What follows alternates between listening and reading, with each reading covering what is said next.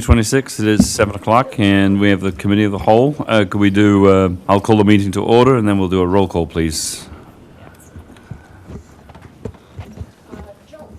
Here. Here. Here. Here. Here. Here. Here. Here.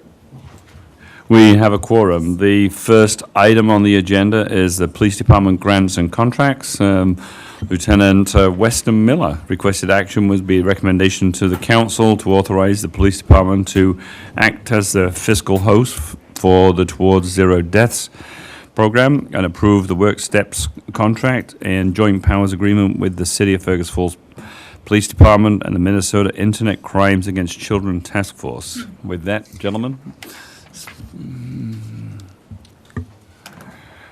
Mayor, Council, good morning. We'll start with the Towards Zero Death Traffic Enforcement Grant Approval. Is this on?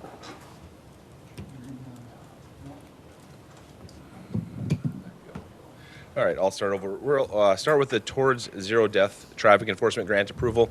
Historically, Otter County was the fiscal host for this grant. This grant is to provide funding to departments for extra traffic enforcement specific to DWI, speed, distracted driving.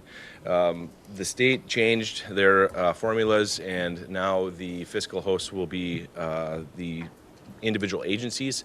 So we're just asking to seek approval to be the fiscal host for that grant. Shannon Riggle with our department is presently working on finalizing that grant and submitting it. It's due, I believe, the 13th of August, and then that would, if approved, would make us the fiscal host for the grant instead of Ottertail County. I make a motion. Thank you, Mark, and thank you, Jim. Do you know how much the grant is for? So you put in the formula, the officers, number of officers working, the hourly rate, overtime hourly rate, and so I think what she had figured at this point was roughly, the initial number was 60,000, but I believe it'll be closer to probably 40, but that does not mean that we'll get allotted that much money. That's just what we're requesting. Yeah. Right, thank you. You're welcome. Any other questions? I appreciate the department making the application. Thank you. Thank you. All those in favor say aye. Aye. All those against, same sign. Hearing none, the motion is approved. Everybody good with that on the consent agenda? Absolutely. Thank you. So next is work steps. Yes, Work Steps. This is a request for the council to approve a contract with Work Steps. It's a company out of Texas, and they what they do is they seek healthcare facilities that will administer pre-hire physical agility tests. Historically, our department has completed those tests internally, but just to ensure that we're up to date on equal opportunity employers and ADA compliant, I had reached out to Alexandria Police Department. They utilize this Work Steps program, and then the League of Minnesota Cities also supports this program and actually highlights it on their website. So I've been in contact with Work Steps. I believe within the packet there was the contract. I did have the city attorney review the contract, or the agreement, excuse me, and he did not see any issues with it. You will see that there is a price associated with it, roughly $185 for the pre-employment fit for duty tests. That is only if we send an officer down there. So it is my understanding that there's no yearly cost associated with being a part of this Work Steps program. It's only when we send a potential new hire down there for the physical fitness test. So looking for a recommendation just to enter into that yearly contract, and then again, there's no cost associated with being assigning that contract or that agreement. It's just solely when we send an officer down there. Your Honor, I make a motion. I'll second that. Thank you, Mark. Thank you, Laurel. Any questions? I appreciate it, Your Honor. Thank you, Lieutenant West, for your service to our city. I appreciate it very much. Thank you. Are you saying that each individual is going to go through this, or it's going to be kind of if you want them to go through this type of process? This would only, as of right now, or what I'm requesting, it would just be for our new hires. So when we hire a new officer on, we would send them down there to complete the physical fitness test that they have put together. Okay. So it wouldn't be anyone that's presently employed with the department. It would just be moving forward for future hires. Okay, and when you said send them down there, I guess you were talking about a company out of Texas. Where Yep. are you sending them to? I apologize for that. So the company that WorkSteps is out of Texas. The testing site would be Alexandria. So Okay. Alamere down in Alexandria has signed a contract or an agreement with WorkSteps, and they are, as of right now, the agency in the area that would provide this test. And we don't know if Lake Region Hospital's ever been approached to do that or anything. I mean, that wouldn't be in your preview with it, but. That would not. Okay. I mean, that would certainly make things easier if it was local, but in talking to WorkSteps, they said the location was Alamere down in Alexandria. Sounds good, thanks. I suppose they have that, they have the college program down there. Yeah, it could So- be. Might be easier, yeah. Or, The new recruits. yep, yep. So, if all those in favour say aye. Aye. All those against, same sign. Did you have something, Mark? Yeah, I was going to say, based on my research, this is a good insurance policy for the department. Basically, again, there's no annual fee, there's no subscription. It's on new hires, which validates the police department and the city's position on that person. Yeah, I think there's something to be said about having a third party administer the pre-hire test. That way, if something does go awry in the hiring process, at least we have a third party that's providing us documentation on, especially if they don't pass the physical agility portion of it or the fit for duty pre-employment. There's a third party that's administering the test, and hopefully the conversation isn't that it was the police department that didn't pass me. We have that third party to give us that information. I support it 100%, sir. Thank you. Thank you. The next item then is the joint powers on the internet.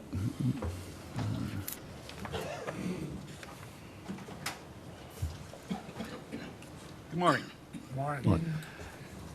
Honorable Mayor, esteemed City Council, and City staff, good morning. I'd like to talk to you about something that is very near and dear to my heart. It's our joint powers agreement with the ICAC Internet Crimes Against Children's Task Force.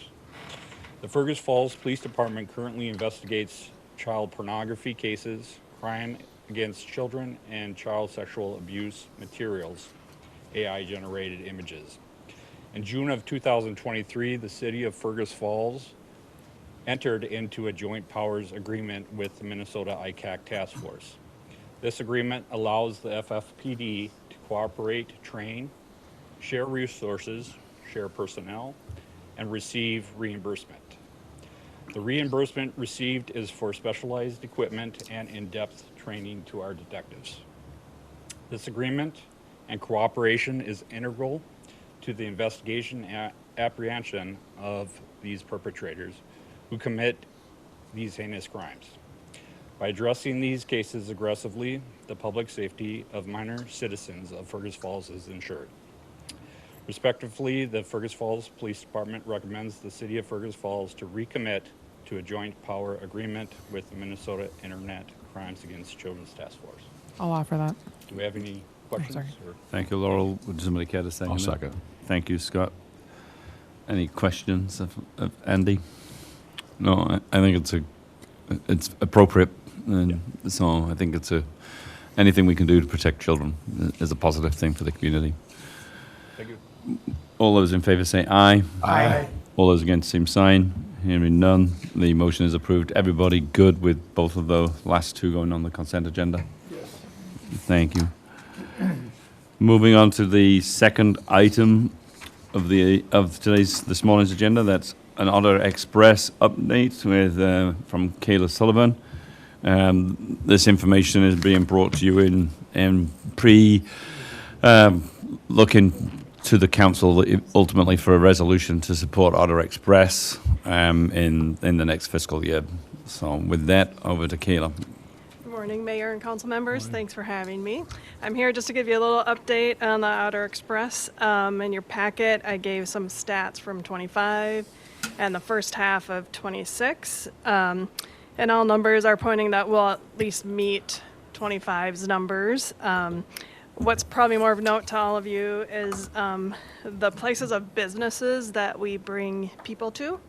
So we approximately transport about 33 different businesses in the Fergus area to and or from to their place of employment. And talking with a lot of them, we are their only mode of transportation. They can't really afford any other transportation services in the city. So we are a great source for all those employers to get employees to and from work.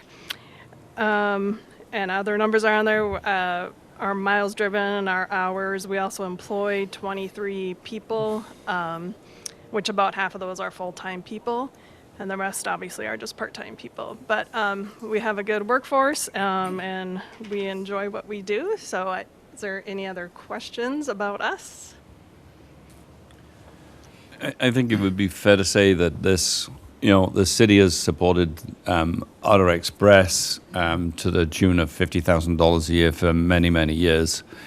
And last year, there was obviously a change from Productive Alternatives separating the DHS riders from the just general riding population. And so that was when the city entered into a joint powers agreement with Otter Tail County, City of Perham, and the County of Wilkin. And this money gets leveraged but between federal and state funds, and to the tune of basically 90%. So the collectively $200,000 goes into the pot, and from that $200,000, we get 1.8 million of potential reimbursement. And so there is limits to what this money can get kind of spent on per se, but overall, well, the group is looking at hiring a marketing and communication person, and that's fully refundable from the state funds. And so, the goal is to increase the ridership and the awareness. I think a lot of people I think the board has come to the realization that a lot of people still believe this is associated to productive alternatives, and it's not. This year, obviously, we did launch a loop during the construction, and that's been kind of mixed reviews, but kind of positive in some ways. But one of the challenges that people believe it takes too long. It's an hour loop. And so something that we're looking at, and that was actually Council members Scott Kwame's suggestion, was putting a second bus on and going the alternate way round, so that you are only 30 minutes kind of away. So it goes to like service food, it goes to the clinic, it goes to Walmart, it goes to the Y. It's got quite an extensive loop and drop-off point. But one of the feedbacks we've had is it takes people won't give up an hour to get on the bus and go all the way around to get back to where they want to be. So that's something that we're looking at doing. But it's a question of just getting the word out there that this is a service, and it's good leverage funding. Have you got anything you want to add, Scott? One thing I would like to add is that I've had people say, you're putting $50,000 into that. That's new money. I said, no, it's not new money. Back in the day, we gave $50,000 to senior rides or whatever it was. So it's not new money. It's the same money for years that we put into this whole thing. So it's not new money. It's money that we've allocated for years for the rides for seniors. And at that point, we owned and operated the bus and maintained it. Yes. Really? Ooh. I don't think so. Scott? There's always going to be adjustments to be made, and because of the transition from productive alternatives to this new joint powers board, there's been a bit of a learning curve for everybody on the board.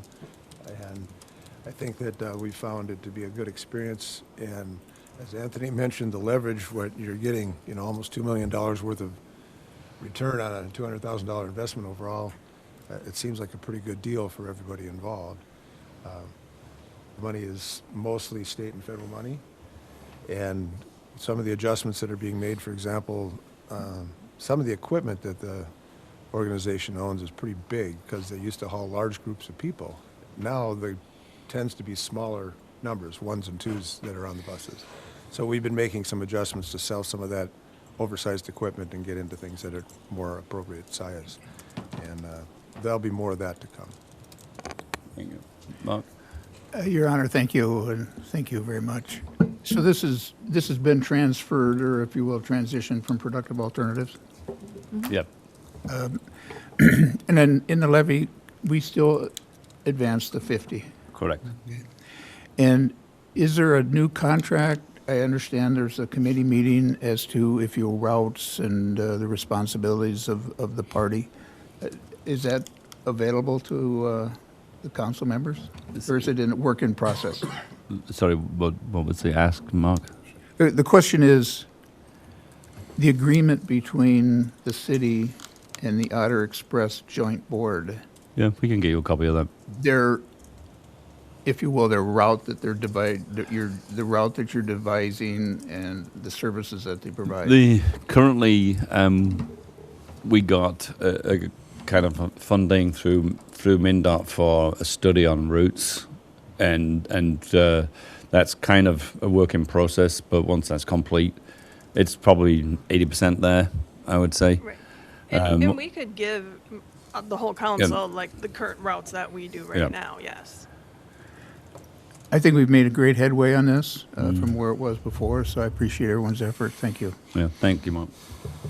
Mike? Yeah, appreciate it, Your Honor. Ms. Sullivan, thanks for coming today and being in front of us. I'm kind of looking at this. You're talking about marketing, getting the word out there, doing different things. So I'm going to ask you just a couple questions for residents that are watching today that I don't know the answer to. How do they contact you? Do they contact you by phone, internet, TikTok? I mean, what is it? How do they get a hold of you? Most people directly call us. So we have one number that everybody in all our communities call to schedule their rides. We have a generic email address, rides@otterexpress.com, that they can email us their ride requests to. But those are the two main ways that people get hold of us. And then when I get to the bus and it shows up, how do I actually pay you? And I know this might be a stupid question. Do I give you cash? Do I give you a debit card? Is there a punch card that people have? How does it operate? It's not a stupid question. People can pay cash, coin, check right on the bus. We have bus fare boxes that are on the bus.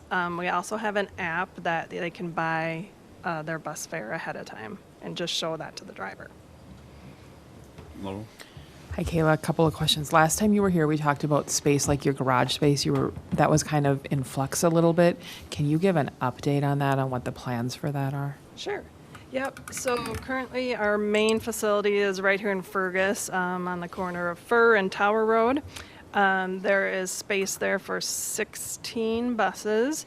But since then, we have 2 buses that are based in a county garage in Perham.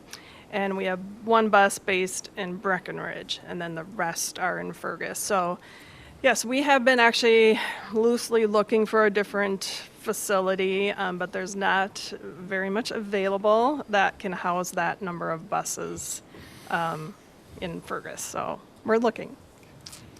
I mean, at this point in time, the bulk of that 23 employees are Fergus Falls based. I think there's 1 in Perham. We've been pushing routes in Perham, trying to work with employers up there on getting people in the hospital. But the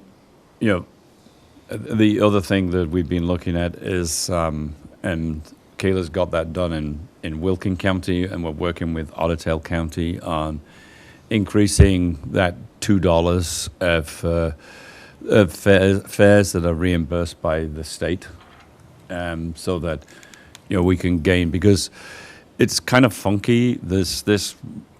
Like our collective $200,000 goes into this account, and basically we can build the fund in that account.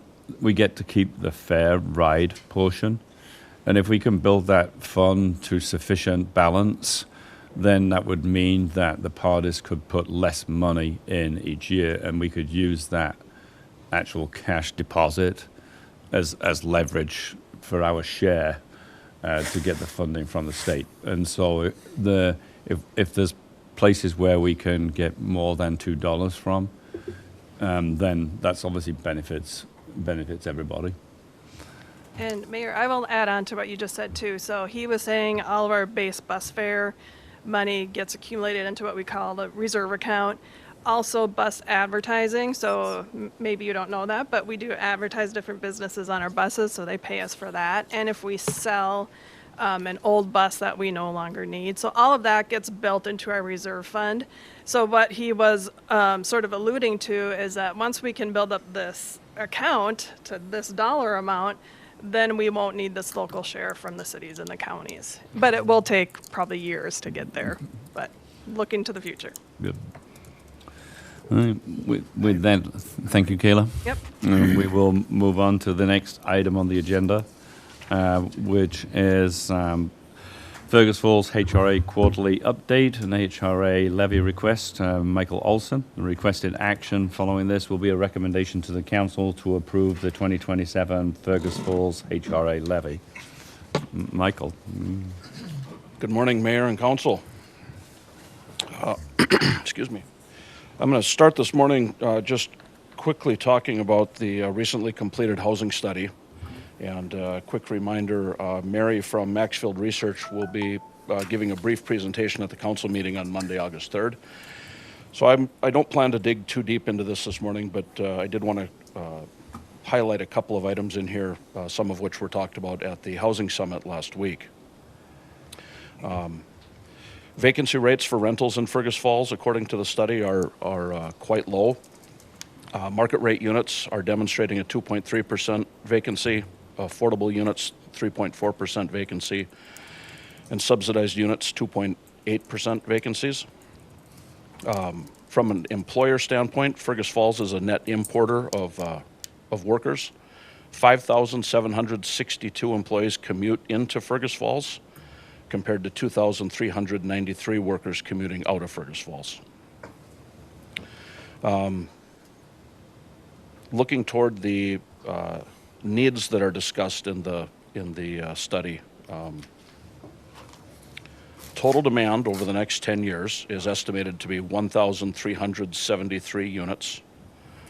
Broken down, that comes to 355 single-family, 236 multifamily units, 391 market rate rental units, 156 affordable units, 235 subsidized units.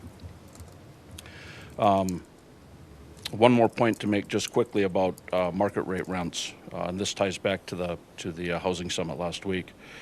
One of the developers that was in attendance last week was talking about some of the measurements that they would use when they look to identify a community for building new units.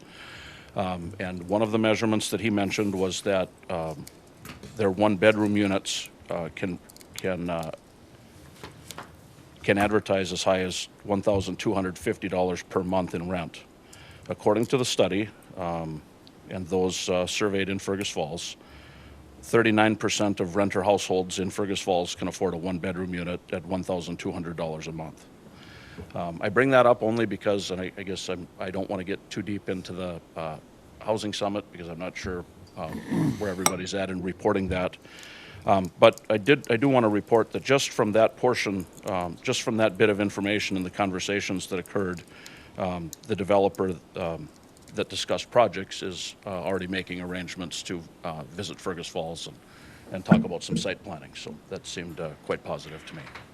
So the housing study is available in PDF form on our website, fergusfallshra.com, and I do have some bound copies for anybody who would prefer to have this in paper. So, any questions on the housing study?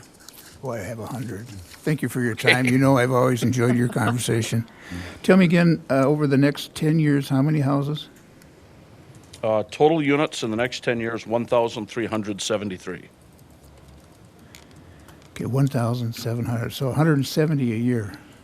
1,373, 130 a year, For 10 years. over a 10-year period. Yeah, but Yep. so per year, 1,400 a year. Yep. Yeah.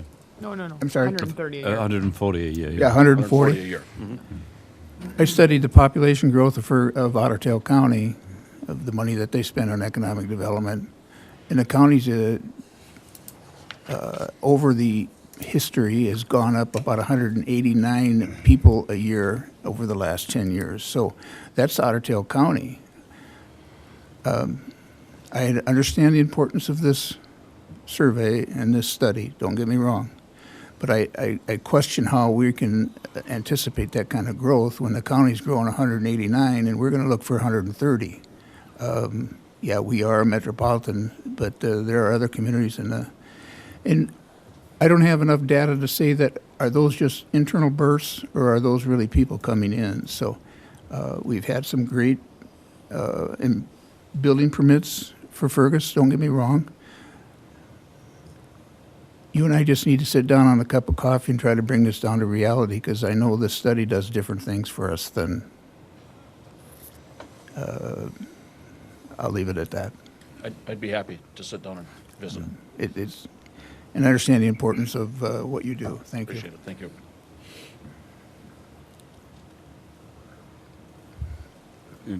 Moving on to, Moving on. Okay, the next update that I want to get to here is our Small Cities Development Program grant survey. We've been surveying a neighborhood surrounding Lake Alice for a couple of weeks. The target area, just to run through the streets quickly, this is kind of a interesting outline. As a reminder, the city of Fergus Falls is too small of a city to qualify for entitlement funds through community development block grants, and we're too big of a community to do a city-wide small cities grant. So we have to carve this up into neighborhoods. So the target area for this round of surveying is West Beach Avenue to North Union, Cleveland, from Beach to Cecil, Cecil from Cleveland to Freiburg, Freiburg from Cecil to Lincoln, Lincoln from Freiburg to Union, and Union from Lincoln to Beach. So we selected this boundary intentionally because we wanted to capture the downtown businesses to potentially survey for a comprehensive grant. Minnesota deed allows applications of up to $600,000 per activity. So if we do a owner-occupied or a housing-only application, we can apply for up to $600,000. If we do a comprehensive application, which would be more than one function, so commercial and homeowner or commercial rental and homeowner, we can apply up to $1.4 million. For folks listening and interested, generally the maximum per project. So if you complete the survey, get on the waiting list, we write the grant, we're successful applicants, then we come around and start taking applications from the waiting list for actual projects. Historically, our projects have been a $25,000 grant per project, and these are financed on a forgivable loan. We call it a deferred loan. The term is 10 years. 10% of that loan is forgiven each year for 10 years. So if the home does not sell, if there's no transfer of title, no change in title, after 10 years' time, that loan to those homeowners is completely forgiven. This is a rehab program, not a remodeling program. So generally speaking, we work from the top down and from the outside in. Generally speaking, we're doing things like roofing, soffit fascia, siding, windows, doors.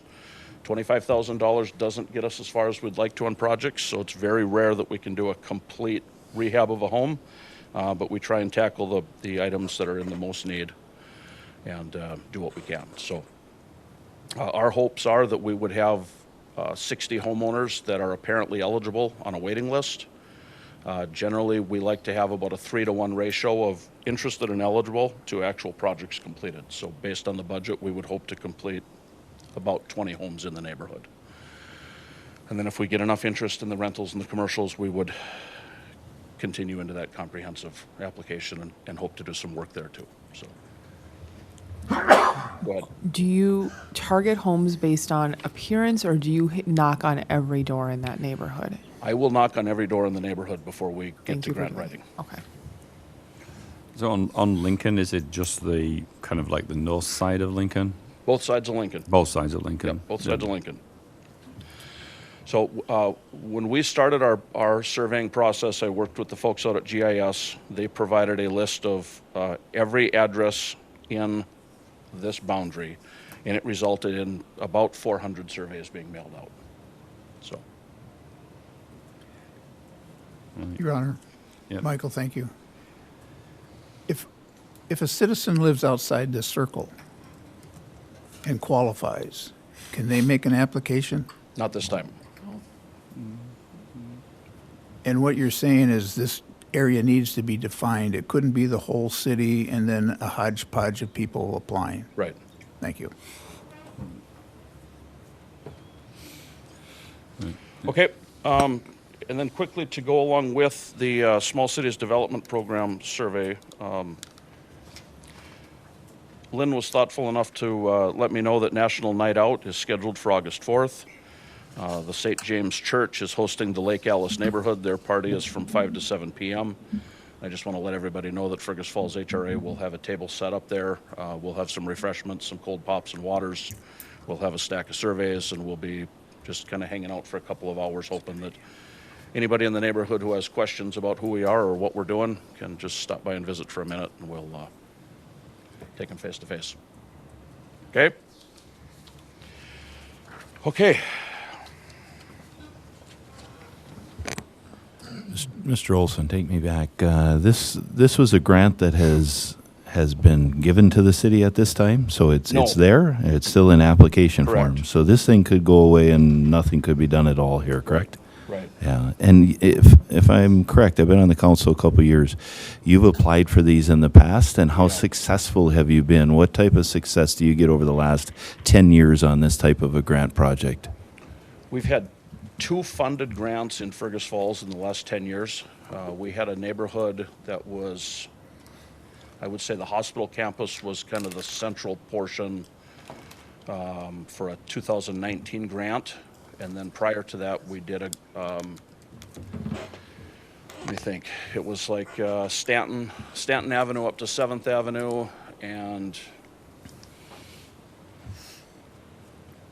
Broadway to Vine, maybe. Maybe I've got a wrong street in there. That was a grant that was an application in 2015 or 2017. So Yeah. 2 pretty recent ones. And I appreciate that. And that's what I was kind of wondering, because I sit here and I get excited about this for our community, for the people and different things, but then it kind of goes away and I never hear about it again. Have we ever gotten feedback from Minnesota Deeds of why we didn't get 8 of the 10 grants? And if we did, what have we done to change that to try to improve our success? So we don't write a grant every year. Minnesota Deed allows 1 open grant in a community at a time. So to write the next grant, this grant has to be wrapping up. So we've gone through a period of a few years here where as I've reached out to neighborhoods for interest, we haven't received a great deal back. I don't like using our most recent grant as a measure because the majority of that grant cycle happened during COVID. And so people were difficult to contact. It was hard to get contractors in and out. It was hard to do inspections. We weren't allowed to do the face-to-face business that we typically do. So since then, things seem to have changed with how people respond to this type of a survey. When I go back to our grant in 2017, we had no problem getting 60 names on a wait list so that we had adequate names ready to go in for an application. When we surveyed the neighborhood in 2019, we went door to door. I went door to door twice, and we contracted somebody to go door to door. The former mayor went door to door. We made physical contact with almost every door in that neighborhood no less than 5 times. And it was all we could do to get enough names to write the grant. And then when we got to the actual, when we got funded and went back to work on participation, the same people who weren't really interested in the survey weren't really interested in participation either. It was difficult. Okay. So my hopes are that in the neighborhood that we're in right now, I certainly hope that we have just we've had a lot of correspondence back and forth with the neighborhood, and so I'm feeling pretty good about where we're at. But we're a long ways away from having 60 names on our potential wait list. And we've had very little contact with anybody in our business district, and pretty minimal contact. There's a lot of rental property up in this neighborhood, and we have not heard back from a number of our rental owners either. So I'm hoping that next week's in the neighborhood visit goes well, and then from there I'm hoping my door-to-door picks that up and gets us to a point that we can write the grant. If we don't have enough interest in this neighborhood, if we don't have a successful grant, then we pick another neighborhood, try again. Scott, Michael, thanks. you wanted to know how you get an application form? Well, it's my neighborhood, so it's, you've got to think about those things. One of the things that's most different about this particular neighborhood as opposed to the others that you've worked with is this includes such a large amount of commercial space with the downtown. And I don't know how to predict how that might go, but in the details of it, the amount is still capped at $25,000 for applicant, whether it's a commercial space or a rental or a home, or is there different amounts available depending on the use? That's a great question. Generally speaking, our commercial properties have had access to about $40,000 per project. And then rental properties, we have two components that we can look at for rental properties, either single family or multifamily. Single families, we generally treat the same way as we would a single family home, $25,000. Multifamilies are generally written per project. So if we had an 8-plex or larger, we would view that as a per unit, and oftentimes those limits are set somewhere around $8,000 per unit. Very good. Thank you. Right. What was the rental? Did you say? Single families tend to be $25,000 per, and then multifamilies generally about $8,000 per unit. I think the communication is key. Thank you for going door to door. Is it something where we could get, maybe it's flown on my radar and happened, like a map picture that we could put on the city's Facebook page, website, things like that, to get that out there on our end so Sure. other people see it? And then I think talking to the Journal and different options to try and get it so people are getting it in multiple different ways might not be a bad idea, so no one misses the opportunity. Sounds good. Thank you. Right, moving on. Okay. My final item today then is my tax levy request. I provided a letter to City Administrator Bremseth last week, and I'll just touch on a couple of the bigger points within. The City of Fergus Falls, as of July 26, has 6,695 parcels with a total estimated value of approximately $1.8 billion. The statute that allows HRAs to operate gives us an opportunity, with your blessing, to levy a fund of up to 0.0185% of estimated market value. This year I am asking for 85% of what would be available, which is $285,000. HRA uses these funds to leverage state and local funds. Looking back at last year's business, we collected approximately $2 million from state and federal agencies. The biggest program is the voucher programs, which are about $1.2 million in funds that are paid directly to landlords through rental assistance payments. We assist, give or take, about 160 families per month in Fergus Falls, between 160 and 180 per month. Our other big federal program is public housing. We have 68 units in Fergus Falls.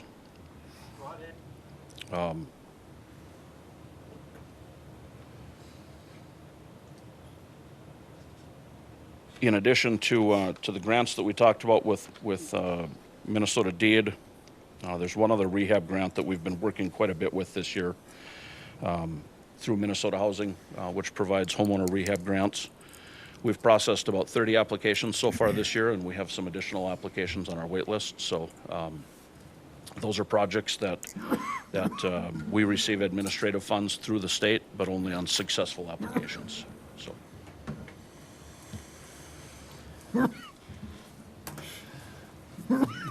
Any questions, Mark? Thank you, Mr. Olson.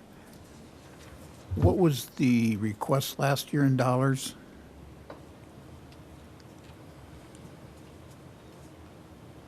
$269-ish, 270.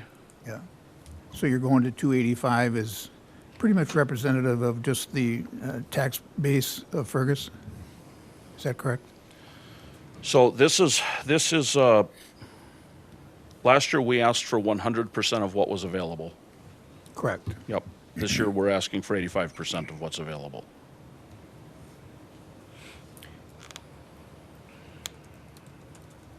It's not the city's job to manage your budget, so you guys know what you're doing. You said how much was last year, Bill? 270, he said, basically. rounded. You and I'll have a conversation later just to find out budget-wise, Sure. Where those increases are, just to study. Sure. Not necessarily details of your study, but just the percentages. Thank you. What is the reasoning behind the 85% versus 100% and things like that? And is there a difference in the amount of vouchers and things you could offer if you were to go for everything you were eligible for?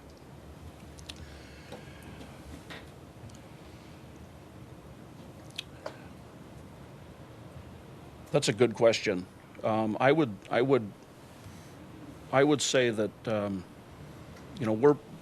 we're looking at this request through two lenses, I think. One being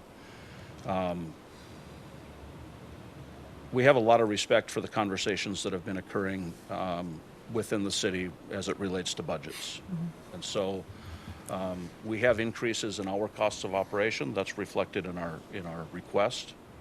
But I'm pretty eyes wide open to the conversations occurring about where we want to be as far as costs.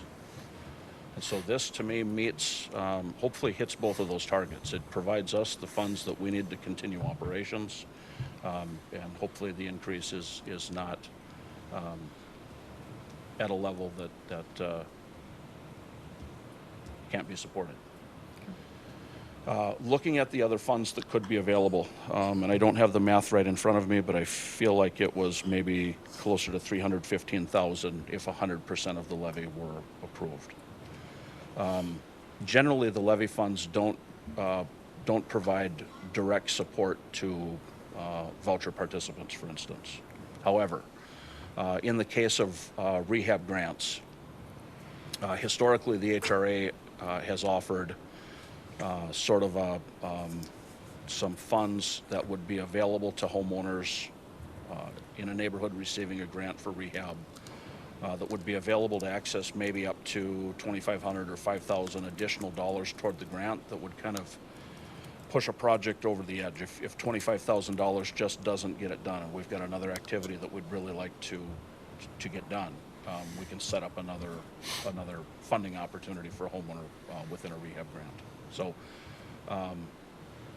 certainly we could use additional funds, but I think it's appropriate for us to make our requests based on budgets and supports. I think it would be fair to say that Michael and I converse quite frequently, and I can sort of reiterate what sort of Michael's saying in that I think we're conscious that all of these things are taxes placed upon the residents of Fergus Falls, and that everybody has kind of needs and everybody has wants, and as much as it would be possible to collect more money, it's a question of at this point in time, can we defer that? Do we need that? And I think that's I think this year we've seen great cooperation from the HRA. They funded the housing study.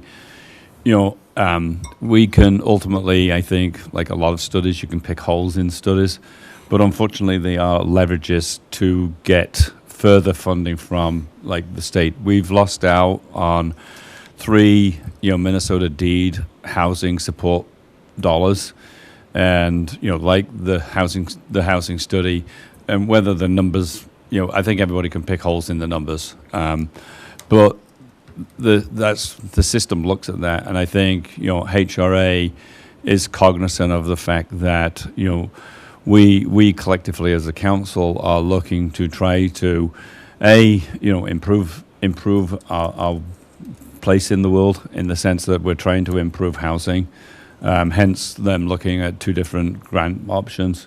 They're supportive of obviously of the housing study, and they're supportive of not asking for 100% of the money that they could ask us for, in order to keep the program going and not damage it. So I think to Michael and the HRA board, I think they've definitely aware and are listening to to the narrative that's going on. So I want to thank you and the board for the support you've got so far. Thank you. I'll ditto that, Your Honor. We had a good conversation last year, and I appreciate you holding that back. Just to update, that's a 5.6% increase that you've requested. Thank you. Thank you. With that, we would look for a recommendation to put this obviously forward to the council. I'll make a motion. Thank you, Mark. I'll second. Thank you, Jim. All those in favor say aye. Aye. All those against, same sign. Hearing none, the motion is approved. Everybody good with that on the consent agenda? Yep. Thank you. Thank you, Michael. The next item is engineering tests with Kyle.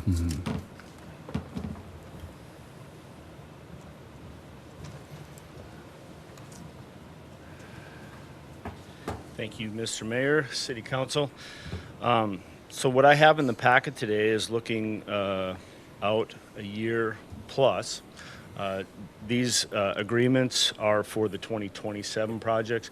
There are a few at the end that there is one that's for 2026 this year yet, and then we'll talk a little bit about the railroad projects, as those would even go further out into the future.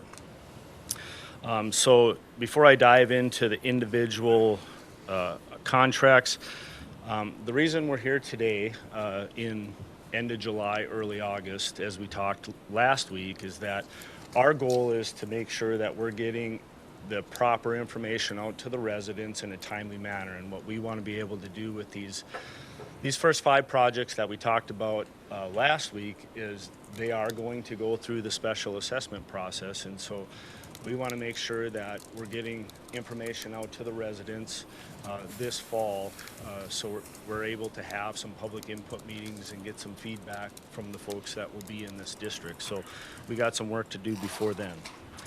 On all of these projects, these contracts are for the full project, so it's going to be, the amounts are to bring us to the end and close out of the project. And by approving these agreements today, it's not saying that we're absolutely doing these projects, but we will start spending dollars on those projects. So the first 5 projects, we will go into those. Those are going to be the ones we talked about last week at the work session. So the first is a task order for Union Avenue, Gustavus Avenue to Vernon, and that's for $475,000. That project we did add, we looked at that, we went out and looked at that. There was some conversation about an extra 2 blocks onto that project, so we did look at it. This will include adding those 2 blocks into that piece. On that, I kind of equally went down there and looked at it, and I'm not sure that we should spend the time or money on doing that. I mean, basically because I think it's going to be so much disruption to the traffic if we close it at Vine all the way to basically the city dump, and I don't know how we're going to get people back into their neighborhoods if we cut off Alcott. To Vernon, you mean, or Brian?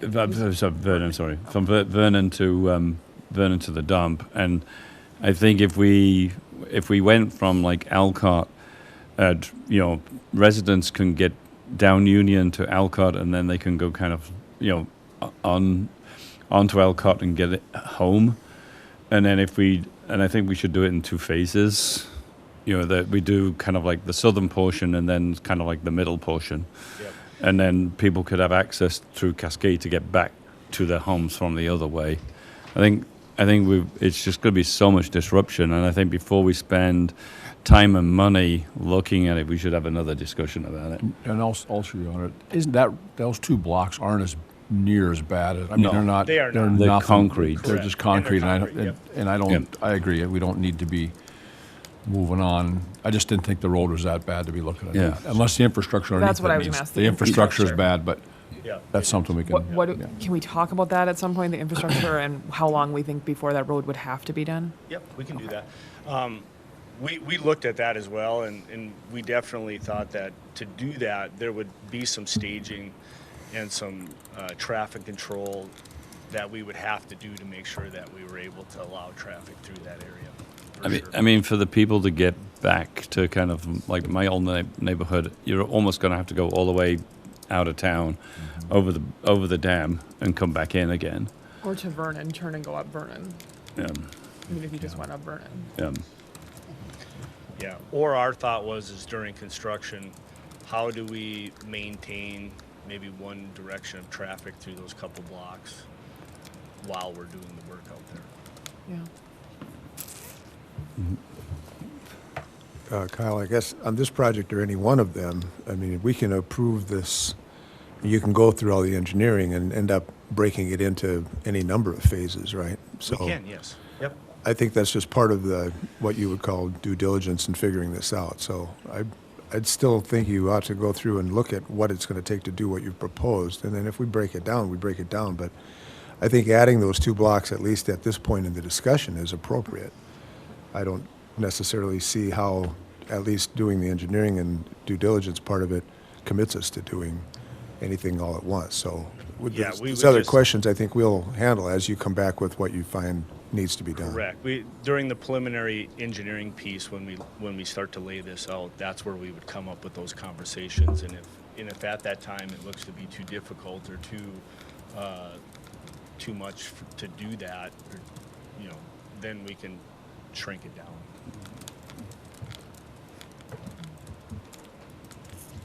If we decide not to include those two blocks, how much is that going to change the 475,000? It would reduce it, I would say significantly. On all of our contracts, the way that they work is that really the final amount is determined by the final project that we bid out, based on that calculation that we have. So what we do is we approve amount today. We go through and do all the design when we actually do the bids, then we adjust that amount. So if we take those two blocks off, when we bid that project, then it will be smaller and it will adjust that amount automatically. And you're not sure what the utilities are like underneath those two blocks right now? They're old, the same vintage as the rest of the blocks. Okay. Yep. I guess my thoughts are, I understand it's concrete on top. We need to look at the infrastructure, but I feel like a lot of times when we're talking to residents, like Councilmember Krameyer brought up, there's frustration that why didn't we just do the one more block? You know what I mean? Like that we're going to have to go through all of this again. We're staging equipment in areas that have brand new roads, things like that. We just did Douglas ahead of time to not damage Union. I think there's some logic in it's going to have to be done eventually, and it's a logical thing if we can figure out the traffic flow and we're not disrupting again or damaging something that's new. So I do think we need to look at it from all perspectives. Yeah, and that's why we included it after our discussion last week is as we do these projects, there's an economy of scale too. As we do a bigger project, we get better quotes, better, dollars per unit price for these projects. Right. Andrew, what's the best way to do these? Are we going to do them as kind of 8. If there's no opposition to any of them, it would be easiest to approve them at once, but if, you know, if a council member wants to be able to vote in the, you know, against one of these, then you're gonna have to do them individually. So I'll make a motion to do them all. for now, we can Well, just discuss them all. Yeah, discuss okay, them so all we'll first? discuss Okay, them all then, okay. and then come back to them. Yep. Okay. All right, the second project would be West 7th Avenue, Maple Avenue, First Avenue and Butte Street. Again, this is a project that we talked about last week. It is a complete reconstruction project where we will do all of the utilities underneath the street as well as the street, curb and gutter, sidewalks, and driveways. So again, that project will be special assessed, and that one would be for approving an engineering task order for $385,000. Questions on that one? Okay. Moving on to the third project. The third project will be 7th Avenue, Broadway Street to Union Avenue. Again, same type of project, specially assessed, with replacing all of the utilities under the street as well as the road, curb and gutter, sidewalks, and driveways. Questions on that one? Okay. Moving on to the fourth, same thing, Sheridan Street, Arlington Street, and Bancroft. Again, complete utilities, complete streets, sidewalks, and driveways. Any questions on that one? Nope.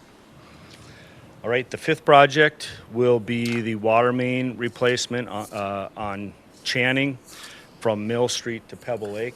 This is the one that we talked about last week, which this area of roadway in next year we have federal funds to do an overlay project on that area, which would be 100% grant funds. Through this year, we determined that there's some water main under that road that has been causing us some issues. So we talked last week about getting that replaced. So that's what this this agreement would be for, to replace that water main underneath Channing. I have a question on that one. Do we want to come back to that? No, or- no. What is the status of the sewer line in there? If we're doing the water line, are we sure that we're good on the sewer? The sewer line is old, but the nice thing, we're not going to do anything with the sewer now. The sewer line, we have looked at it, and we would be able to do relining in that sewer, in the sewer, which means that what we do is we can use a trenchless technology to go in there, reline that sewer, which basically gives us a brand new sewer line. We don't need to do that today. It may be something we would look at in the future. We do not want to get into a complete replacement on that road prior to an overlay project. So, but it is something, if that does start to cause us some issues in the future, we can go in there with a trenchless technology and replace it. Okay.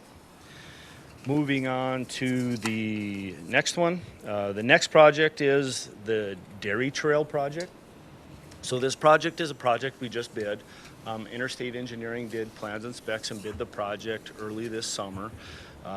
We're now going to be starting construction on that project. Interstate Engineering did put together a contract to do the construction administration on that project. It was $42,208. And I had a conversation with them in that about adjusting their price. They're holding their price at that amount. Their comment was, we can't do it for what the city's charging more engineering. So they said either have us do that at that amount or hire more engineering to do it. So at this time, based on our calculation, it would be $27,424. So tonight you can choose which one you would like to do. Hire more engineering at $27,000 or Interstate to do the construction admin at $42,000. Okay. Pretty simple. All right, moving on to the Otter Tail Valley crossings. So these contracts, we're splitting them into two pieces. These are going to be the railroad crossings for the Dairy Trail. And the reason we're splitting them is, well, and there's two outside the dairy trail at South Union and Sheridan. When we work with the railroad, these will all be as one project. We'll work with them on getting the approval on all as one. But the reason we're splitting them into two contracts is internally, we've got funds through the state legislature to pay for everything out at the dairy trail. And then we went and got some grant funds through the TAP program, MnDOT TAP program, to help pay for a portion of the ones outside of the dairy trail. So we're gonna keep those split, just so you guys know, based on the funding that we have. We have two sources of funding on these. So, so those two for the dairy trail will be split into two separate contracts. And that will be all of it. Right. With that now, would somebody care to make the motion? I'll to? offer that. Thank you, Laurel. Thank you, Scott.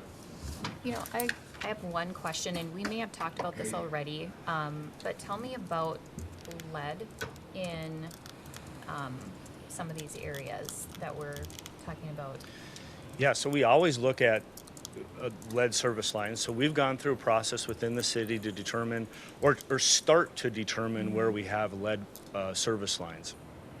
So in these areas where we're doing replacement, if we run into lead, and we know where some of them are, and so we'll work with the contractor and we'll work with the homeowners to make sure that we're getting them placed all the way to the home. We will run into some, and this is nothing out of the ordinary, where we'll run into a lead service line that we didn't know that it was there. And so again, we'll notify the homeowner to either have somebody come in and replace it. Maybe the contractor that's there will help replace it up to the house, but we'll make sure that we notify them to get that piece replaced. Right. Thank you. Do they have to replace it? They do not have to replace. I think they do at this point. I think they do have to I think replace they it. do As now. part of our project, yeah, I think we do have to replace it. Okay, Yeah. thank you. Right. With that, we obviously have a motion to accept these. All those in favor say aye. Aye. All those against, same sign. I'm good. You're good, okay.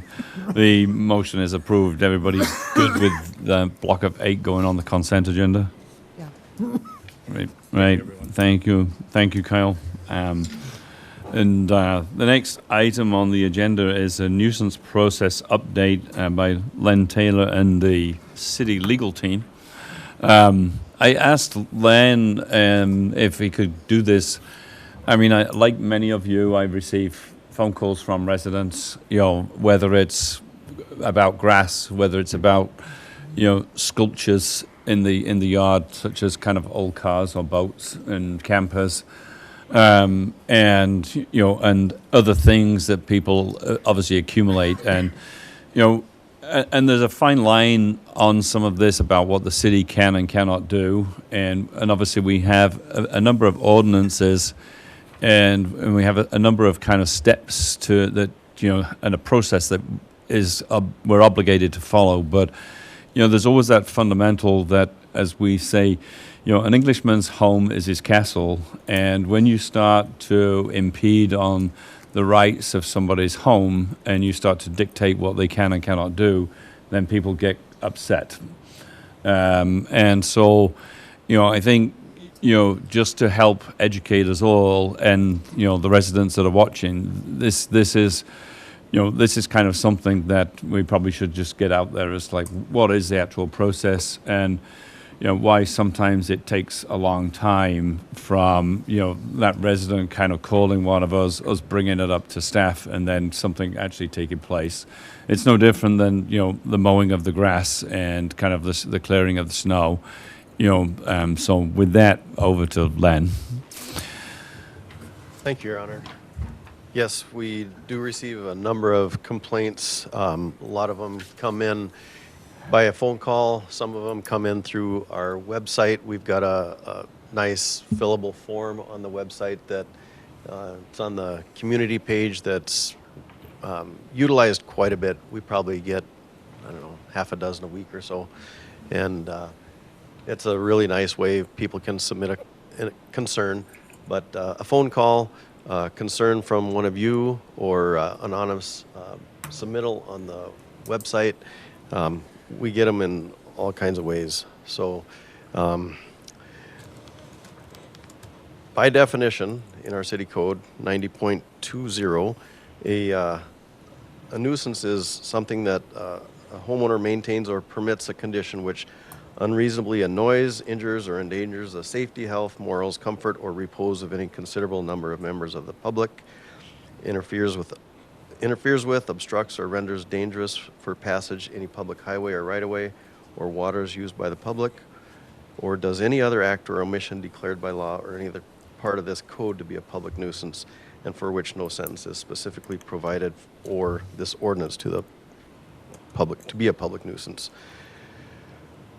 So I didn't bring it up here with me, but in chapter 90, we have a laundry list of different nuisances that we can address with a property owner. I will say that we do respond to complaints. We don't have any staff out actively looking for issues on properties. We went from a half staff person that did code enforcement a few years ago to assigning those duties to another employee that is full-time in the street department. So we don't have the capacity to actively go out and look for issues.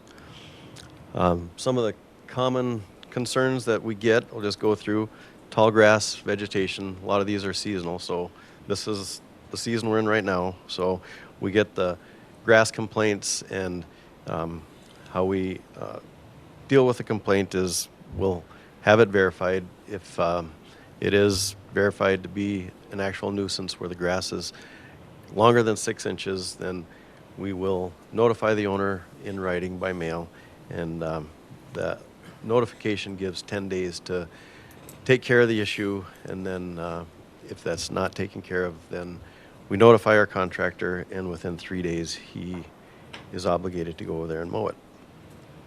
Same with snow and ice. We go through the same process. We'll verify the complaint, and with this one, the ordinance actually gives 24 hours for a property owner to clear snow and ice off their sidewalk. So our timeline is shorter with snow and ice. We'll notify the owner, and then within 3 days of that notification, we'll have the contractor go over there and take care of the snow and ice. We have a lot of pet-related concerns this time of the year.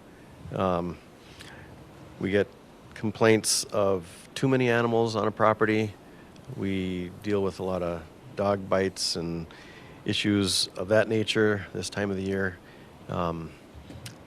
Barking and whining of dogs is actually a nuisance, and by definition, just so people know, if a dog is barking for 5 minutes nonstop with less than a minute of non-barking within that period, that constitutes a violation. So the police will ask if there's been, the neighbor, the complainant, if they've documented that, and if so, they'll go out and actually listen to and document it for themselves and issue a violation accordingly.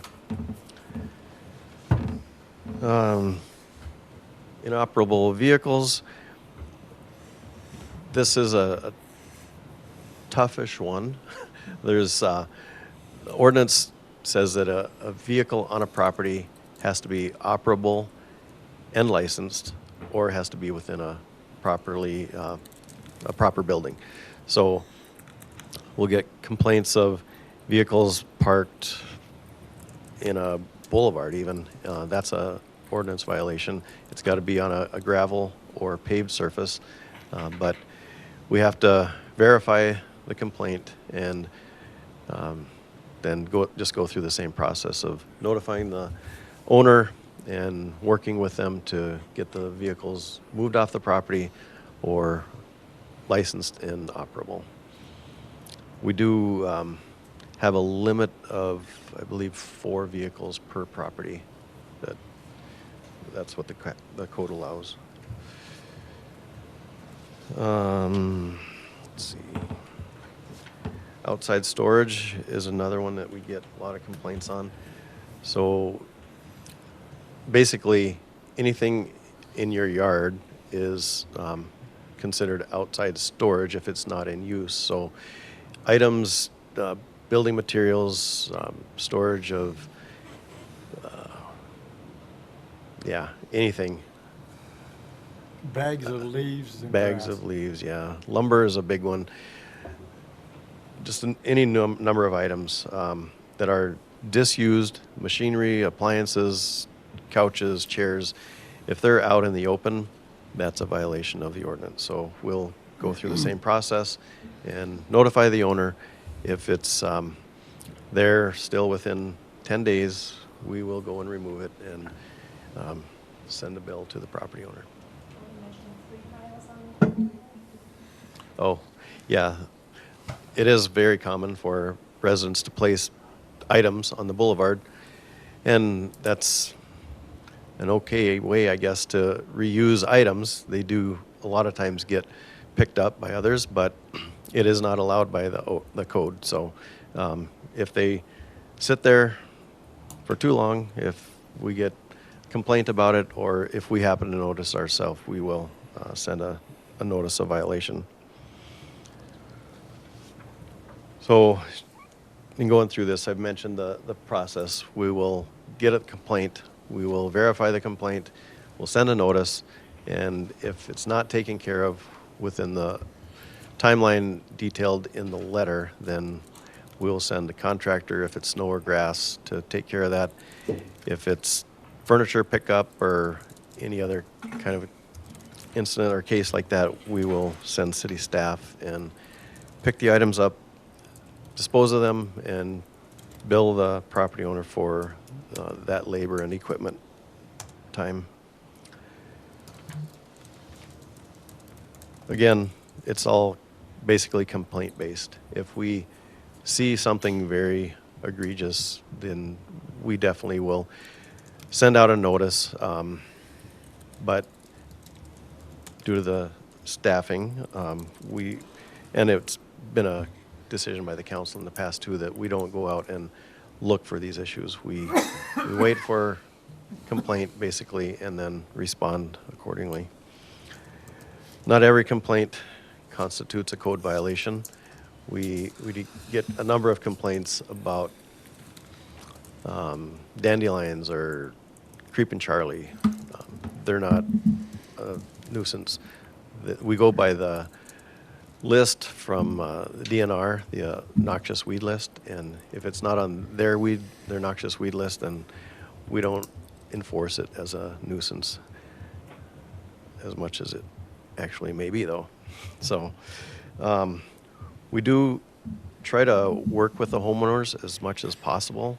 When we contact them, if they'll call, give us a timeline on what their plan is to take care of an issue, we will work with them, but we try to hold them to the timeline that's prescribed in the letter. We do refer some of these complaints to other agencies. A lot of them go to the PD if they're vehicles on the street. That's PD's jurisdiction. We can take care of anything that's within the property boundary line, but if it's in the right-of-way, that's the police department's area. I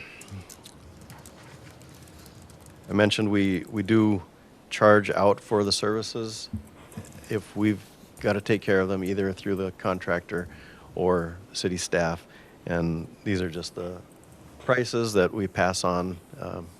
We do, along with the charges either to the contractor or for city abatement, we tack on an admin fee of $200 for the first offense, and then that escalates $100 each time if there's additional offenses of the same type on the same property.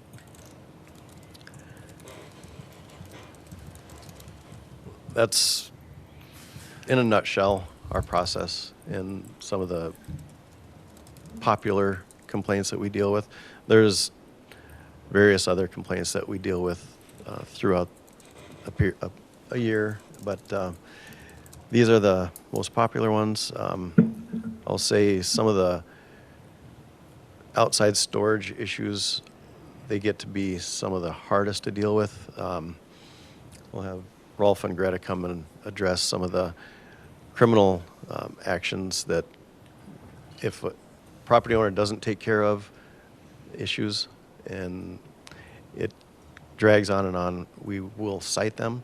And if they don't comply to respond to the citation, then we initiate a lawsuit against the property owner. And this is documentation of one case that went on for 2 years that Joe Ellig, he brought us around the bases going through this process with this property owner, and Greta brought it home for us on Monday. We did get an order for abatement at this one property, so it's just gets to be a long process with some resistant property owners. So if there's questions, we'll Yeah, take them Mr. now. Taylor, or- thank you. I found it very interesting. I'm an advocate of that report and bringing the information to us. You mentioned a couple times the time. How long does this yard storage need to be there? Could be a bicycle that the kid laid there for 2 weeks ago. Is there a policy in regards to the length that this item can be in a yard? Number 2, I've seen, let's say, a school bus that's parked in a yard. It's mainly used as storage, probably not licensed. Is there conflicting information there as to how many vehicles you can have? And if that is really being used as storage, does it have to be licensed? These are some of the questions I'm coming up with. Yes, I would say in that case, it's a vehicle, and whether it's being used for storage or not, it's a vehicle and would need to be licensed and operable and should not be on an unpaved or a surface that's not gravelled. So it definitely shouldn't be in the roadway. Yeah, and you've been, Mr. Hicks said too, my stuff is my stuff, and his stuff is better than my stuff. So, it's a difficult position to be in as to, what's important to that one individual, not important to the other. I understand your position. Yeah, the private property issue does get to be touchy with people that, this is my property, these are my things, I can do with them as I please. Yeah. To your other questions for bicycles and the like out in a yard, there is in the ordinance something that says playhouses and the like, things that are not used should only be in a yard for 24 hours. However, that is not enforced. Yeah. Yeah. And I understand the resource. I also, the reuse, if you will. I mean, lay a couch out there or a chair out there. If it's picked up in X many days, hey, more power to them. So a timeline, maybe it'd be a benefit. If that thing's out there for a week, then it's too long. Just conversation today. Thank you. Yep. I know in the past, I and I think others have brought up the idea of a curbside cleanup to try and encourage people to get rid of the old or dispose of garbage and things like that may not have access to using the coupon or have more things in the coupon for the load to the dump enables. I know there's a cost associated with that would have to get passed on. I don't know if it's an every other year thing or something like that. Can we look at the cost of doing something like that to encourage people to get rid of the old and clean up their yard? Maybe not on a regular basis, but maybe we're at a time where we haven't done it in many, many, many years that we should be doing that again. So then things like that stack of paper that's an inch thick maybe could be avoided. We certainly can look at that and bring it back to you. When we last did it, it is probably a dozen years or so ago. It was $100,000. So. But just to know what the impact, like per utility payer or whatever, would be on that, so we could weigh that. Sure. Your Honor, that's where that coupon came in, so everybody takes the load. Yes. That's kind Right. of where that came Right. from. Well, and the other reason for that was when we were, it hasn't been 12 years. You guys' years are a little off, but when we last did it, what we saw was people from outside the city limits were bringing things in the city limits and it was dumping it on people's curbs. You get And the then it calls. becomes city tax Right. problem. Whereas this coupon, you have to show that you're a resident. You can use it once a year. We keep track, which, is prohibiting the non-local things coming into the community. And the other thing we saw was a lot of just salvaging and scavenging. People would leave other people's yards in a mess. And quite frankly, the people that have these habits of accumulating stuff, we're accumulating more stuff, not getting rid of stuff. So well-intentioned, I think this is the better way. Maybe we can hear from Rolf and Gretchen on the kind of like the legal, because one of the things that gets frustrating for the people that make those kind of initial complaints is that they don't see an immediate kind of like response, and I think maybe hearing from one of you two would help clarify what we can and cannot do. Right. There's two processes. There's a civil process and a criminal process. Do you want to come to the? Freddie can talk about it. Yeah. Send her up. Yeah, and that is correct, that there are two primary processes. The primary process that we do use is the criminal process. And the reason for that, again, is the cost of that abatement. When possible, we want residents to take care of these issues themselves. And so from our position, abatement is kind of that last resort. So that's one of the reasons that this can take so long. Because we do want to give these individuals the opportunity to take care of the property themselves, but more importantly, to avoid necessary cost and work for the city. With this inch-thick case, cases like that are defendant-specific. And with the process of people coming to pick up things on the side of the road, having a process to do that, again, that would not help a case like this. Because again, we want to give people the opportunity to pick up, to take care of their property, to avoid additional cost for the city, to avoid additional time for the city. Because as you can see, $40 per hour per worker, $30 to $60 dollars per hour for the equipment. For some of these properties that have been in this state for so long, that adds up very quickly. The other process that we can go for is criminal, where we can get an abatement at the end of it if ultimately the individual does not clean up the property. But there's also the civil abatement. Civil abatement involves, first we go to the council and have council recommendation and make a finding that there needs to be an abatement on this property. And then that initiates a civil proceeding against the individual. The civil proceeding, if the individual fights it, can get very expensive and very time-consuming very quickly. And through the civil abatement, we're still not finding the same speed of action as with the criminal. Because again, at the end of the day, the primary goal has been to have the individual take care of the property. And with the criminal proceeding, the threat of jail time, the threat of a fine, that seems to be a good motivator for a lot of people. But I can certainly understand that some of these cases can and do take significant amounts of time.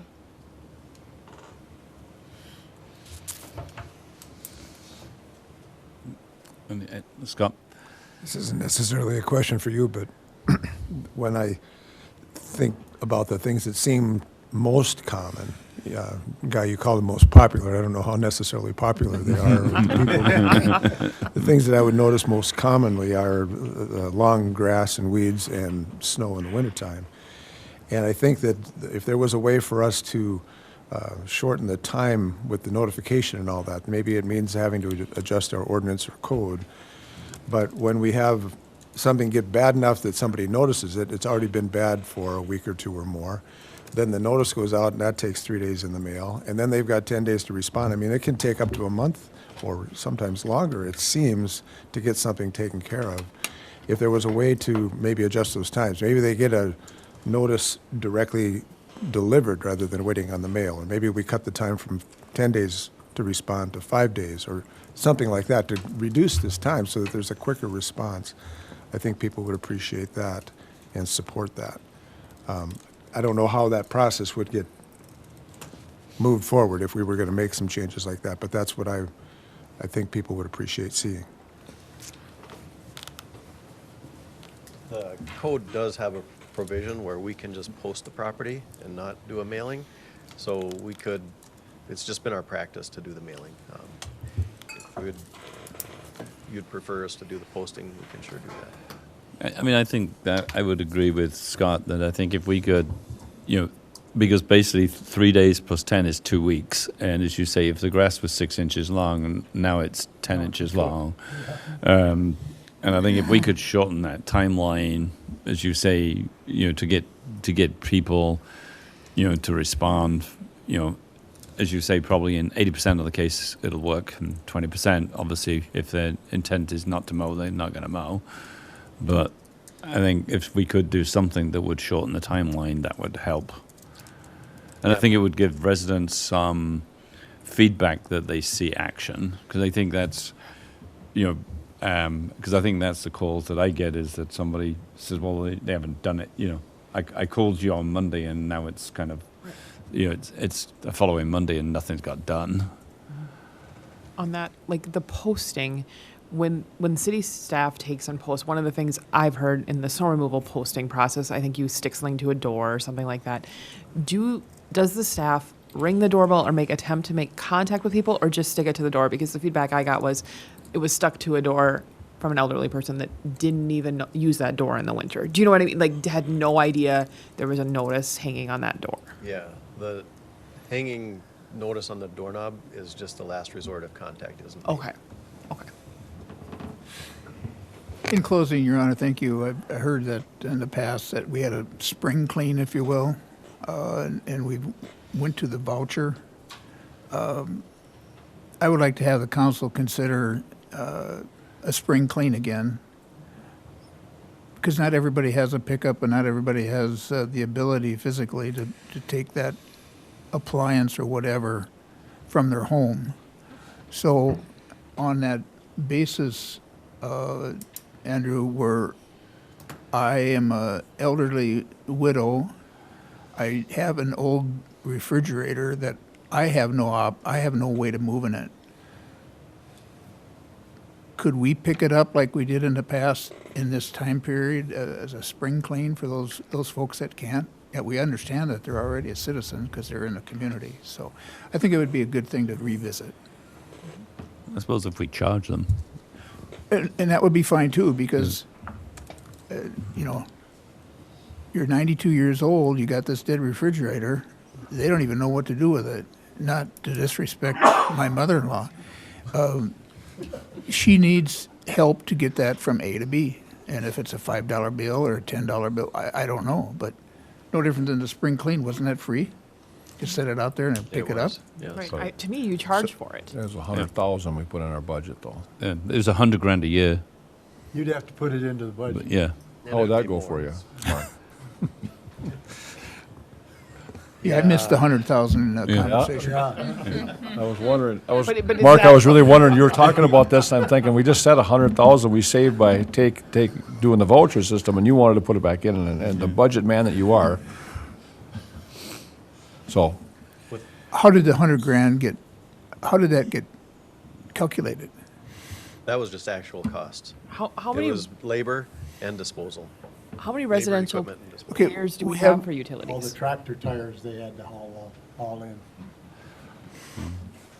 Regardless if I'm working for the city, and no disrespect, I'm having coffee or I'm picking up a refrigerator, the cost is already spent.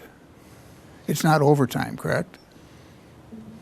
And then if we put stuff if the city puts stuff in the solid waste, is there a cost? We charge ourselves, yes. So really, it's an accounting. Yeah. And we get charged when we dispose Yep. of appliances and whatnot. We take them at the landfill, but then we have to pay, what's the name of the company down in Albany we bring? Yeah, I know it's in Anyway, Albany. we have to pay to dispose of all those appliances, And so it's a cost. to the city. Otter Tail County, you've got to pay Otter Tail County fees too. on. To take all our garbage. So if I'm 92 years old and I have this refrigerator, charge me what that fee is, and it wouldn't cost the city anything more. But I'm splitting hairs with you. Just the time, because any of this work would take away time from other work. Simply conversation. Thank you. Anyway, I think in interest of time, we need to keep moving. But I mean, is there a consensus that we should ask, city staff to basically look at the ordinance and reduce the timeline of kind of notification and Yes. Mike, you got a question? Yeah, or Your Honor, statement? I have no problem with reducing the timeline. I just want to make sure that the city doesn't go forward with just posting and not mailing. You can do both, I think, but if you don't mail something to the resident, you could have an elderly gentleman that ends up at Lake Region for a month and his daughter is in Minneapolis taking care of the house, getting the mail, and if she doesn't go to the house, they'll never know to do it anyway. So I'd like the mailing to continue for sure. Yeah, I was going to ask Rolf, I think by code, that's still a requirement, whether or not it's posted or not. Yeah, my suggestion is instruct staff to take a look at the nuisance ordinance, come back with some suggestions based upon your conversations, and possibly even look beyond that as to updating it so that it's kind of more applicable. I mean, the last time we did the nuisance ordinance, a major overhaul of it was probably 20 years ago. It was around the redistribution of junk time, where they put everything on the curb and everything else. But we got a lot of pushback then when we were talking about, how many trailers you could have out and, ice houses and all that kind of stuff. So, but I mean, it's maybe time to take another look, a deeper look at that and take a look at our process and see if we can't streamline it a bit. And we certainly can change the ordinance to shorten periods of times for notices and all of that. And I think it makes sense to look at it in that light. And so the message from the council is, let's see if we can't kind of shorten some of the time periods here. And I think we can work on that. Would that be general consensus? I believe a review is very important. Right. Thank you. With that, a good discussion. The next item on the agenda is water booster policy update from Len Taylor. Requested action recommendation to the council to amend the water booster policy. Thank you, Your Honor. We have some areas in our water system that have water pressure less than 40 psi. If we get a concern of a resident that their pressure is low, we'll go out and check that pressure at one of their water spigots. If it is less than that 40 psi, they do qualify for a reimbursement for them to install a booster pump system. And in 2009, that amount was set at $500. Was increased in 2016 to $1,000, and with costs having gone up as they have in the past few years, we're hearing that the systems are now costing way more than that $1,000 amount that we reimburse. On average, they're $2,400 to $2,500, somewhere in there, for a system. So just asking the council to consider increasing the amount for the initial system reimbursement up to $1,800, and then up to $1,200 for reimbursement for a replacement pump. And then that is provided they give us documentation of those costs, and if they cannot provide the documentation, then we'd limit that at $700. And then also to allow this increased reimbursement to be retroactive to January 1, 2026. I'll make that motion. I'll second it. Thank you, Laurel. Thank you, Jim. I have a neighbor that's going through this right now, and the cost of a pump itself is like $2,200. So, yeah, the Pebble Hills area is one of our areas that are low in pressure. Hilltop Addition, that's another troublesome area, and then just scattered spots here and there where the elevation is basically the same as our reservoirs.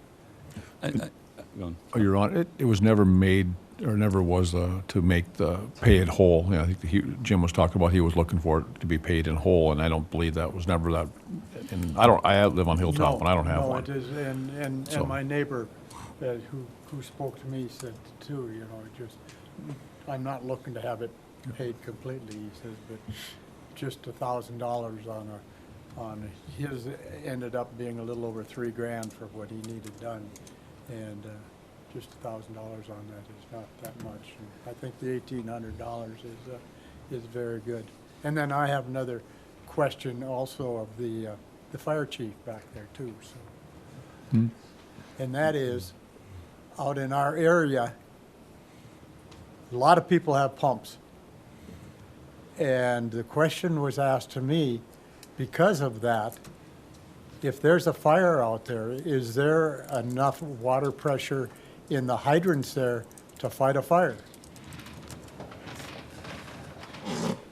Mr. Mayor, Councilmember Fish, great question, and yes, there is. I can certainly see, and I appreciate the homeowners that they're actually thinking through that far into it, the concern of water pressure, but there is. And then we also have mechanisms. If we do get challenged with water supply, we have a process called relay pumping where our truck goes right to the hydrant.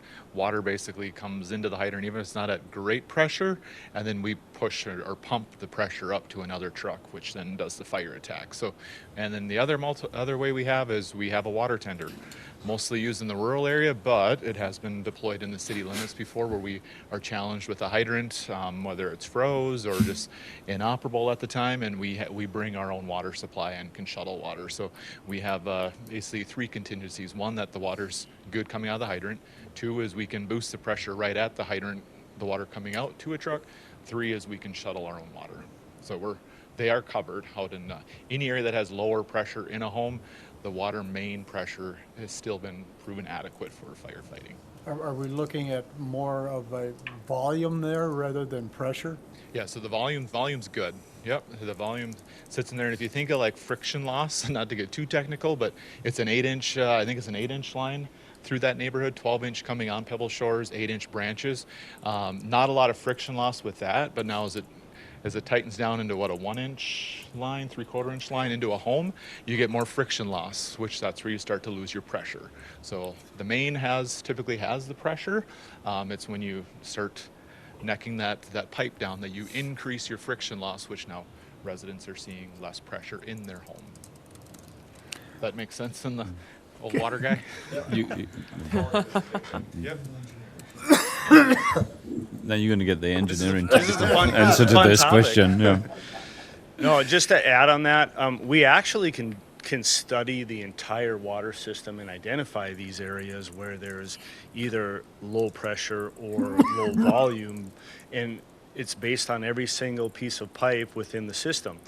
And by doing that type of a study, we can also identify areas where there maybe is a constriction, where maybe we just do a water main loop and it may fix a problem, or we upsize a water main somewhere that would fix a problem.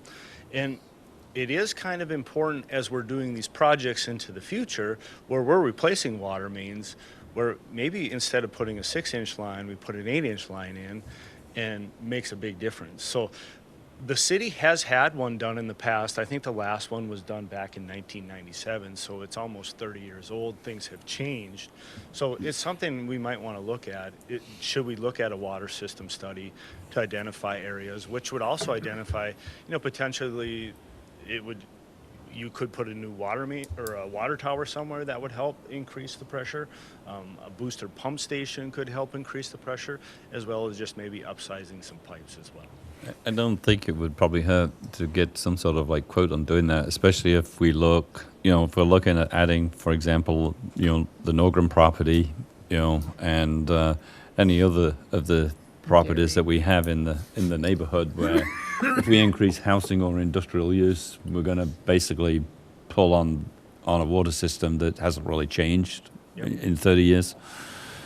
So If a study's done, does that give potential if it's identified we need another pump station or another water tower for additional state funding for something like that once we have a study? Like, does that give us more ability to apply for outside funds to do some of those things? Well, it would show the the inadequate part of our system, which, yes, it would allow us then, now we have a reason to go out and apply for grant funds. When we apply for grant funds, as Clara probably knows, it's how do you write the grant and how do you show, you know, what type of issues we have within the community. So if we know what that is, it would help. Right, I just think the more ways we can find outside money to justify a study, that helps. The one thing I would, coming back to the kind of like the question of the policy, it says if no documentation can be provided, reimbursement should be limited to $700. I mean, can we put a time frame on that? So I mean, if you put a pump in yesterday, and then today you say, oh, now I need another $700. You know, I think it would be prudent just to have something that you can't. You know, a pump should last. You know, if we know kind of what's been the average of kind of people's pumps failing, but if you said like 5 years or something, Yeah, we could put that in the policy. you just so that you. I mean, I'm not accusing people of abusing the system, but you know, human nature is Well, we went human from nature. 2009, when the policy was first implemented, to 2016 without that reimbursement for a replacement pump in there. So I think that's about the timeline of the life of a pump. Yeah. That 8-9 years. We've had ours 11 years and Yeah. had no problem. To the Norgren property, you mentioned, Your Honor, when the water main was looped through Woodland Heights, that is considering development there on the Norgren property. So they're hooked into the Cleveland Avenue water tower. Right. Thank you. Your Honor, this has been very good conversation. I've learned a lot, but I can fix it for nothing. If the neighbors out there by fish wouldn't shower at the same time, there would be no problem with pressure. We wouldn't have a neighborhood if they didn't shower. At the same time. Yeah. Well, they could share and use less water. So we do have a request and actions. So all those in favor say aye. Aye. All those against, same sign. The motion is approved to readjust the water booster policy. Everybody good with that on the consent agenda? Yep. Thank you. The next item is data practice policy by the city administrator. Requested action is a recommendation to the council to approve the amended data practices policy. Over to Andrew. Yeah, I thank make you, Your a Honor. motion to approve it. You're making a motion to approve it. Would somebody care to second it? Second. Thank you. Right, go ahead. Yeah, thank you. If you want to vote, that's fine. Mark, no. Now you can tell the story. Yeah, thank you, Your Honor. Members. Good morning. State statute requires local governments to have written policies as it relates to the public's ability to access government data and the rights of those subjects. So essentially, data practices policy. A large majority, just about all cities in Minnesota follow the model policy, which is provided by the Department of Administration. From time to time, the commissioner of the Department of Administration is required to prepare and update the model policy to ensure best practices and alignment with current statutes. That update recently happened, and because we are a city that follows the model policy, we're looking to adopt the new updates that are within the model policy. The last time we updated the policy locally based on these model policy changes was 2021. So it's about every 5 years that we see something like this happen. The red line version of changes is included in your packet. They are straight out of the model policy, so some of them, they may feel wonky, but that's the exact language that the state is providing for us to utilize. I think the big change that stands out to me is that in just about every area, they struck out the within 10 business day clause and have replaced that with as soon as possible. And I think that's in response to just the sheer number of data requests that entities, especially school districts, are seeing across the state of Minnesota. It's become a practice that's utilized a lot heavier, and some districts and communities have had to hire people just to respond to the volume of data requests. So this is understanding the realities of the situation. There are two areas that are specific to Fergus Falls. One of those is the responsible authority and the designees. We're adding Bill and Lynn as designees that can also respond to data requests should I be absent or unavailable. And then the other kind of fill in the blank part is on the very last page of the policy where it talks about the number of business days between requests. So it basically it says multiple requests made within the same, we put 2 business day period will be treated as a single request for the purposes of calculating total copy costs. So if multiple requests are coming in, we can combine those requests if it happens within a 2-day period. I think that practice will differ between cities. If they're not looking at them frequently or not able to get to them in a period of time, they may kind of expand that. If you make 2 requests within a week, they're going to be treated as one.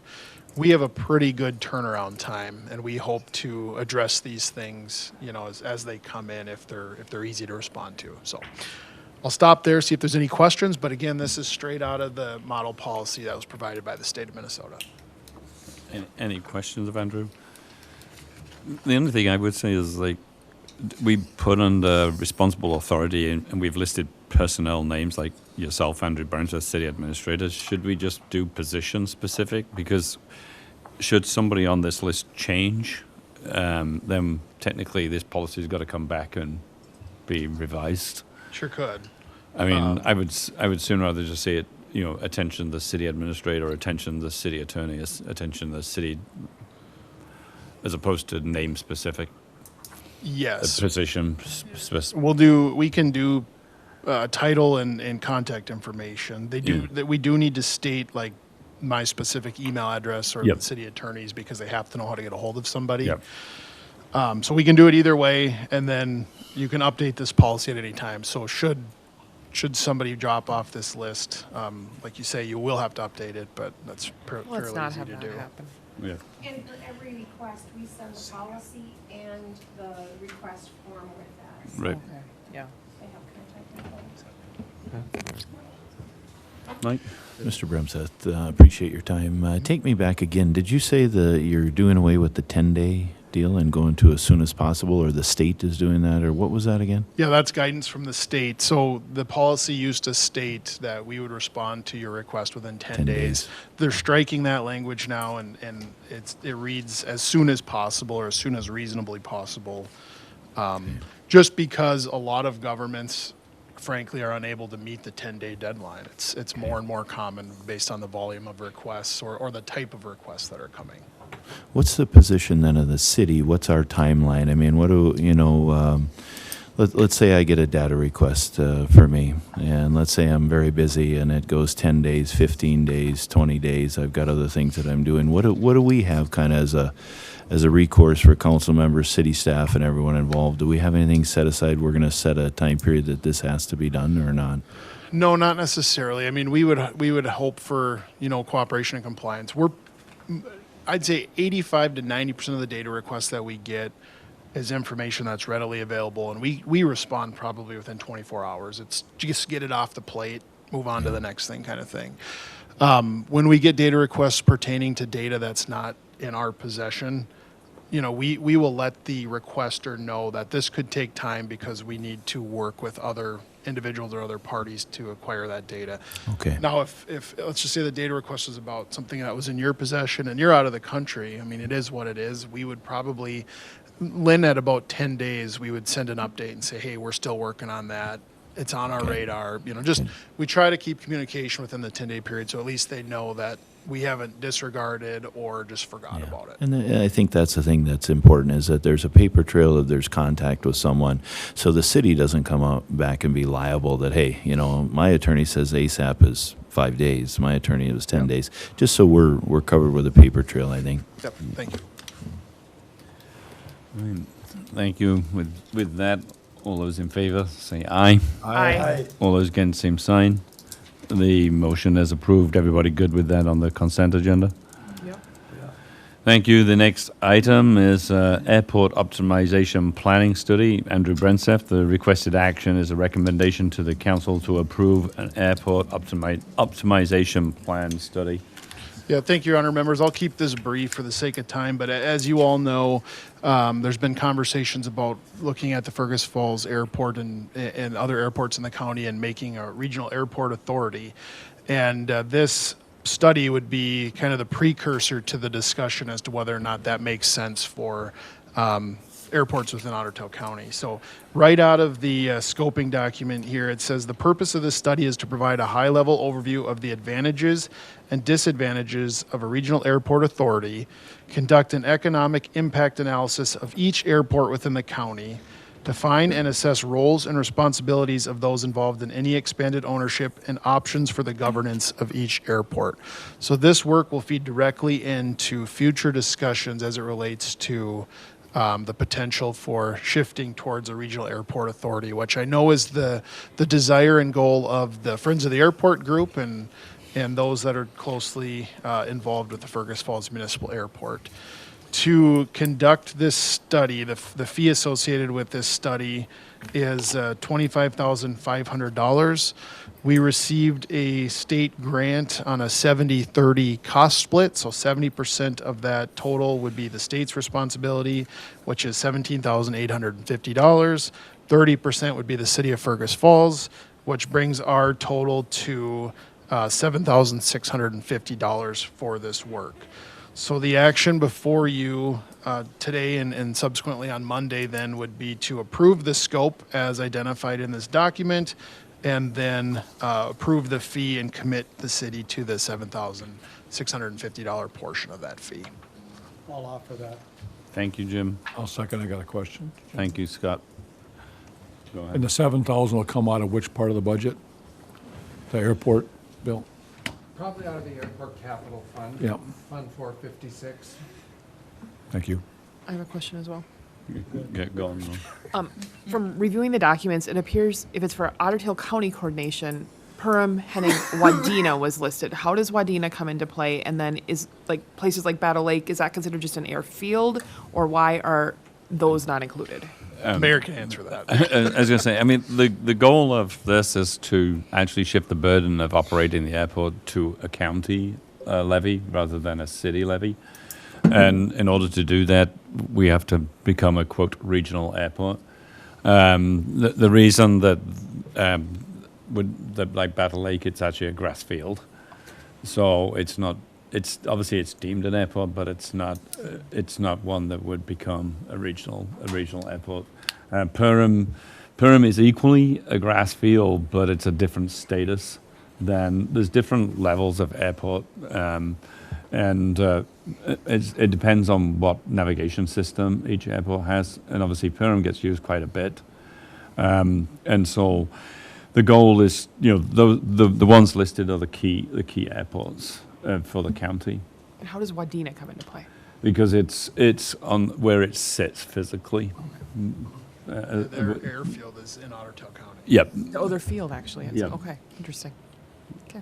So the goal is to try to, and like everything in the state of Minnesota, if you don't have a study, you can't you can't move it forward.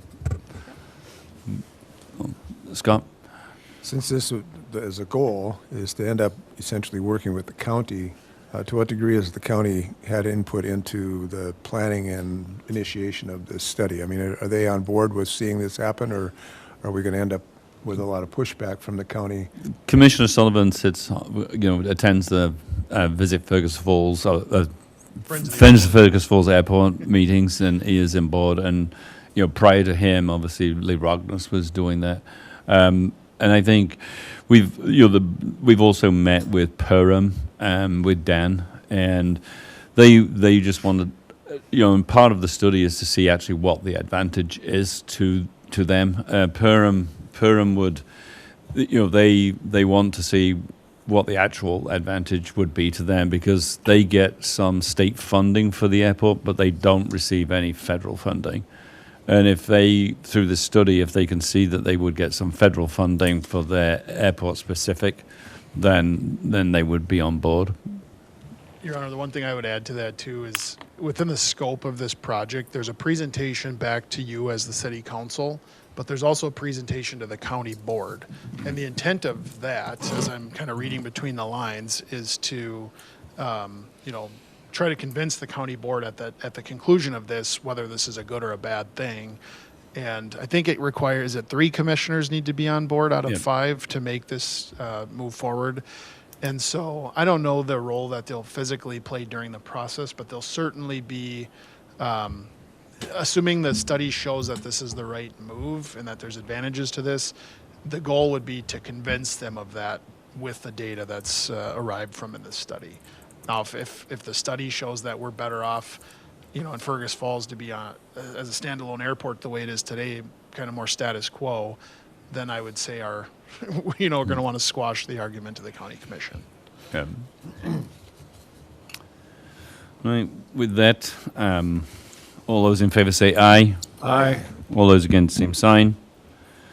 Hearing none. Everybody good with that on the consent agenda? Thank you. Just under announcements, filing closed for city council positions. So in Ward 1, Laura Job is standing on her own. In Ward 2 is Scott Kwame with Eric Swanson. In Ward 3, Al Krameyer and Alex Kutsky. In Ward 4, Scott Rachels, Dwayne Cookman, and Miranda Lapp. And then I would just note that candidates have until 5 o'clock on Thursday, July 30th, to withdraw their affidavit to run for council. So if anybody changes their mind, they have until basically tomorrow evening. The ballots head to the printers on July 31st, and these positions will be voted upon at the November 3rd General Council election. And I would just add as a reminder to people, not just obviously city council members, but or anybody running for city office, but for school office or kind of anything greater, that signs should not be planted in the boulevard. A good rule of thumb is that if it's on the other side of the pavement, the footpath, then it's more likely to be in somebody's yard than on the actual street side. And I know, because obviously I've been there too. People ask for a sign and they want it to be displayed, and they put it sometimes in the boulevard. But I'm assuming this year we will see a lot of signs. So then other general announcements is August 3rd will be a council meeting at 5:30. August 11th. Will be the primary election. Polls will open at 7 and close at 8. And August 12th, 7 o'clock, will be the committee of the whole meeting. And then, obviously, as Len said earlier, National Night Out is the 4th of August, and I'm sure there's a number of block parties going to be held around town. With that, we are adjourned with 4 minutes to spare.